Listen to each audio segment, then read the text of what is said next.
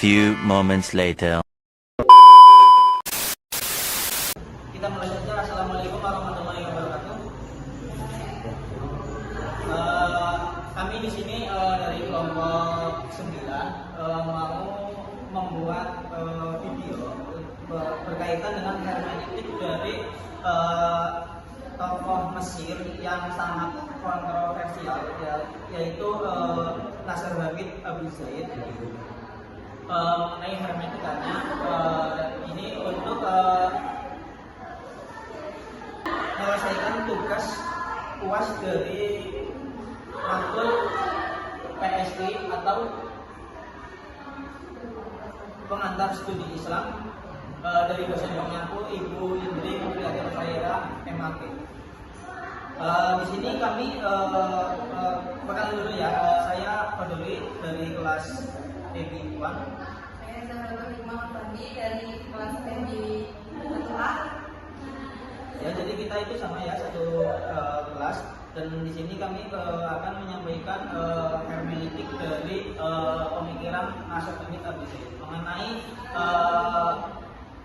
mengenai penyampaiannya bahwa salah satunya itu mengatakan bahwa penafsiran Al-Quran itu bisa ditafsirkan secara relatif, dan kemudian bahasa yang dari dalam Al-Quran itu adalah bahasa kebudayaan.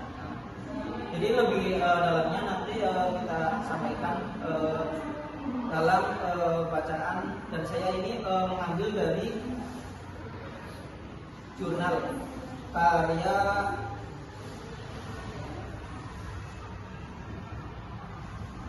dari Laluheri Afrizal dari Institut Agama Islam Nurul Hakim Lombok, dengan tema metodologi tafsir Nasr Hamid Abu Zaid dan dampak terhadap pemikiran Islam. Yang pertama kita bacakan dulu dari biografi Nasr Hamid Abu Zaid. Beliau seorang pemikir modernis yang sangat dikenal di Mesir oleh pemerhati pemikiran Islam. Lahir pada tanggal 10 Juli 1943 di desa Ufada, Tanta, Mesir.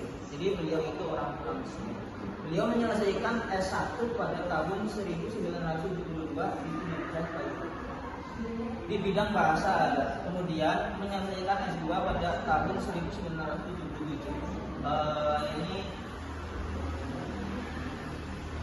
Kemudian menyelesaikan S3 pada tahun 1981 penelitian Al-Quran dan teologi. Jadi pada S3-nya dia mengambil penelitian Al-Quran dan teologi. Mungkin dari penelitian pelajaran ini beliau bisa menyampaikan isi pemikirannya mengenai suatu yang berhubungan dengan Al-Quran. Kemudian Abu Zaid menjadi dosen di Universitas Kairo dan fokus pada studi teks agama dan sastra Arab klasik.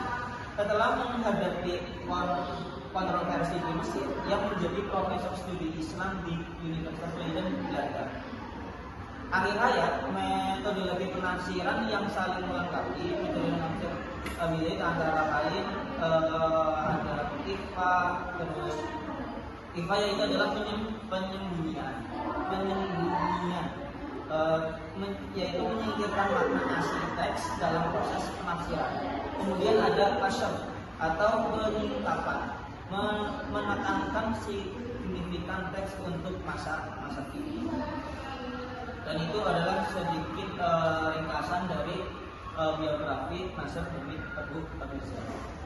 Dan dalam menurut Nasr Hamid Abu Zaid itu dalam pemikirannya bahwa sesuatu yang berhubungan dengan Al-Quran, mengenai sesuatu yang berhubungan dengan Al-Quran, baik itu tentang wahyunya atau penafsirannya, itu nanti kita bahas. Yang pertama ini tentang konsep hermeneutik Nasr Hamid Zaid yang diambil dari salah satu kitab, yaitu Mafhumul Nas, atau dalam bahasa Indonesia itu disebut dengan, menurut Nasr Hamid Abu Zaid dalam memahami teks ada 6 unsur utama. Jadi dalam kemungkinan ini yang dimaksud dengan apa yang bersangkutan dengan wahyu Al-Quran.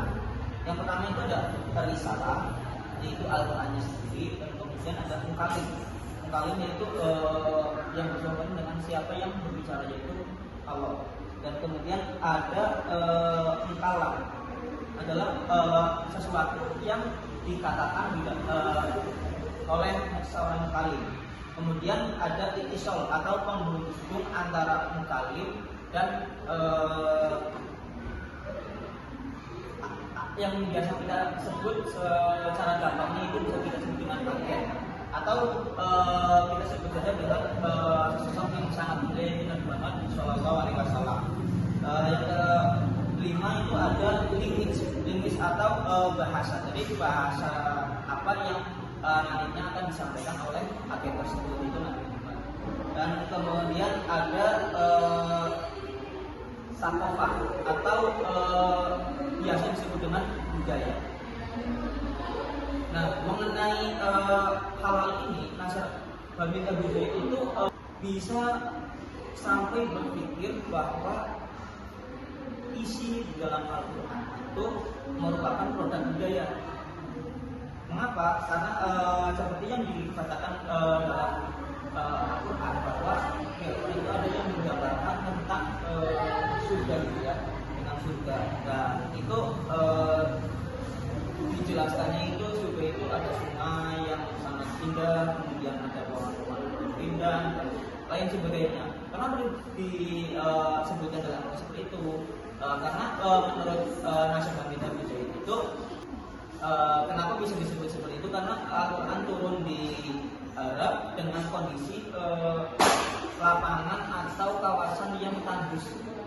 Jadi ketika kita berbicara dengan orang tersebut, dan kita akan mengaruhi dan menyebabkan orang lain percaya, kita akan membuat sesuatu yang menjadinya gitu, kayak sungai yang indah, terus kemudian pohon-pohon yang indah, kan mereka itu sangat indah, jadi mereka sangat tertarik. Nah, maka dari itu Nasyid Hamid Al-Bujairi itu mengatakan bahwa Al-Quran adalah produk budaya. Coba saja kalau Al-Quran itu turun tidak di daerah Arab, itu pasti nggak seperti itu. Itu dari pemikiran Nasyid Hamid Al-Bujairi. Jadi menurut dalam penjelasannya itu ada tingkatan, jadi ada Allah, terus kemudian Allah temurun ke malaikat Jibril itu tentang wahyunya ya, itu temurun ke malaikat Jibril, kemudian malaikat Jibril menyampaikan kepada Nabi Muhammad sebagai wahyu. Dan ini juga mempunyai tiga pendapat. Yang pertama, bahwa Al-Quran turun dengan lafal dan maknanya dari Allah. Jadi lafal yang ada di Al-Quran dan maknanya itu emang dari Allah. Itu yang pendapat pertama. Kemudian pendapat yang kedua itu mengatakan bahwa Al-Quran turun kepada Jibril hanya makna saja. Kemudian Jibril membahasakannya dengan bahasa Arab ketika menyampaikannya kepada Nabi Muhammad. Jadi dan Allah ke Jibril itu hanya makna saja. Kemudian Jibril ke Nabi Muhammad itu diucapkannya atau disampaikannya dengan kalimat atau kata. Kemudian pendapat yang ketiga yaitu Al-Quran turun secara makna kepada Jibril, lalu Jibril menyampaikannya kepada Muhammad juga secara makna sama. Jadi Allah ke Jibril maknanya saja, Jibril ke Muhammad itu maknanya saja. Lalu Nabi Muhammad lah yang membahasakannya dengan menggunakan media bahasa Arab. Kenapa tidak bahasa Arab? Karena Nabi Muhammad itu berada di daerah dan itu adalah tiga pendapat yang diambil dari kitab Al-Qur'an yang menulis Al-Quran. Itu karya dari Imam Az-Zarkashi. Akan tetapi yang dominan yang didomini oleh Nasyid Hamid Al-Bujairi itu adalah pendapat yang kedua, yaitu bahwa Al-Quran turun kepada Jibril hanya makna saja. Kemudian Jibril membahasakannya dengan bahasa Arab ketika menyampaikan kepada Nabi Muhammad SAW.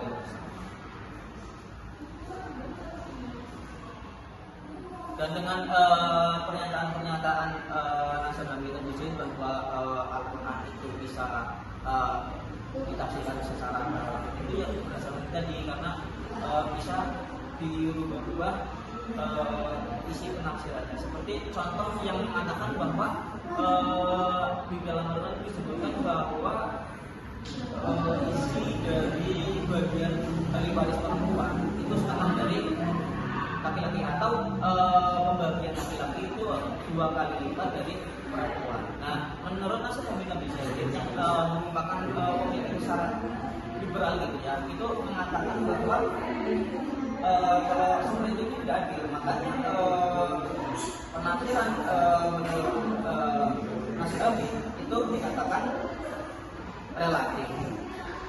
Seperti tadi yang surga itu juga relatif, karena turunnya itu di arah maka mengatakan bahwa itu mengatakan bahwa surga itu ayat tadi yang disebut dengan ada sungainya, ada berapa-berapanya, karena diharapkan tidak ada.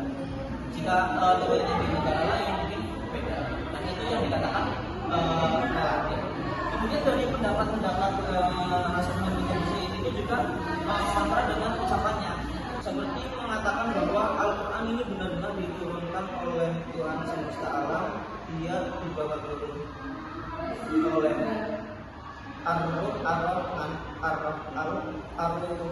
Amin, atau yang bisa kita sebut dengan Jibril, ke dalam hati Muhammad agar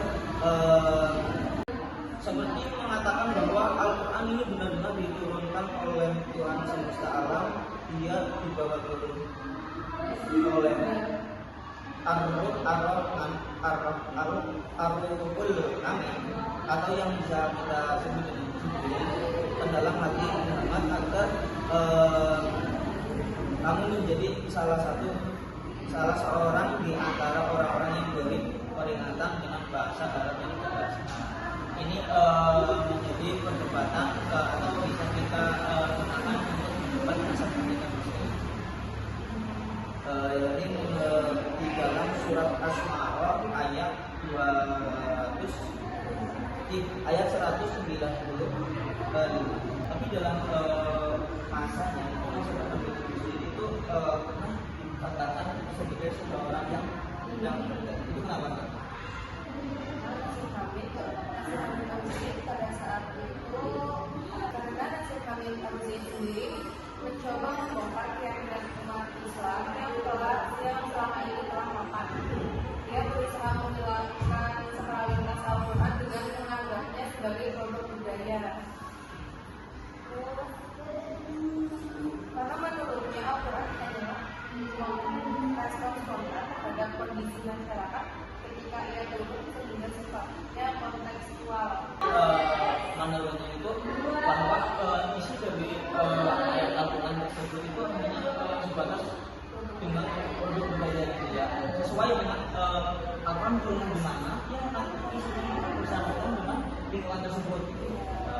Jadi karena dia mempunyai pemikiran seperti itu yang di mana orang Islam itu menganggap bahwa Al-Quran adalah wahyu dari Allah atau Bapak Allah, tapi Nasir Hamid Tamzid itu mengatakan bahwa Al-Quran adalah produk budaya.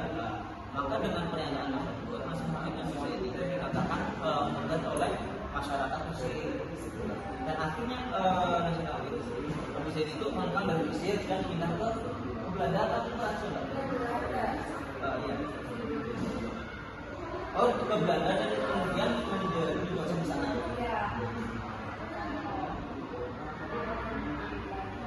Tapi ada sesuatu yang aneh gitu ya.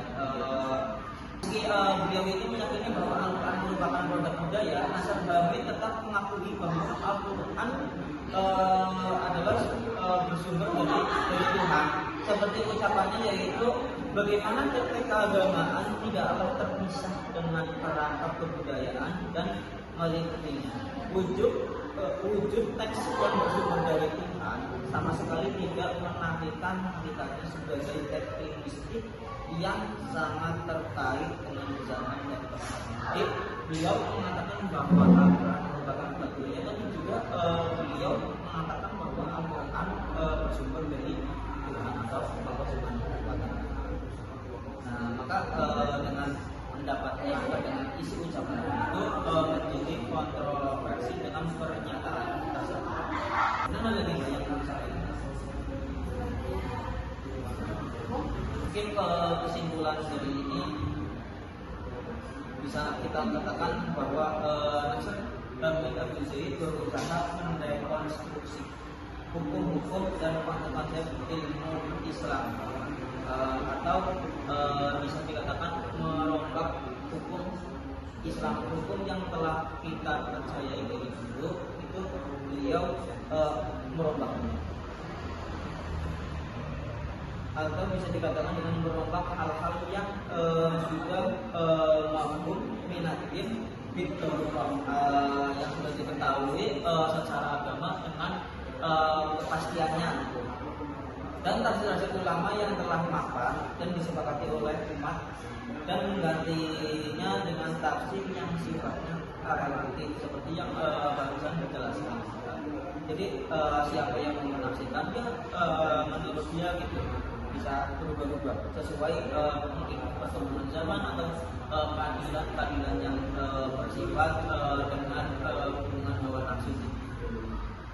Ia berusaha mengubah konsep wahyu yang selama ini diyakini oleh umat Islam bahwa Al-Quran adalah kalamullah yang sakral yang turun kepada Nabi Muhammad SAW dengan lafal dan maknanya, lalu menggantinya dengan konsep baru bahwa Al-Quran tidak lain hanya teks manusiawi biasa yang merupakan produk budaya, sehingga penafsirannya pun harus dengan memperhatikan konsep budaya di mana maksudnya ketika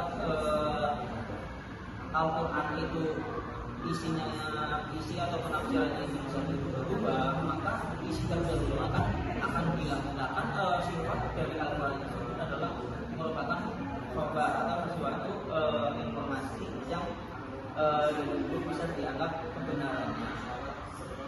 Akan tetapi ketika kita bisa mengubahnya, berarti sesuatu yang disampaikan itu salah.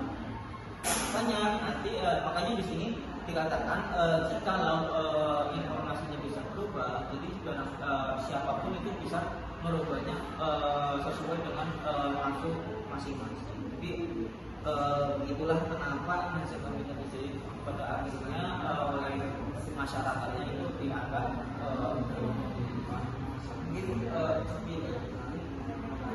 terima kasih atas perhatiannya dan mohon maaf atas kekurangan dan tentu banyak sekali kekurangannya.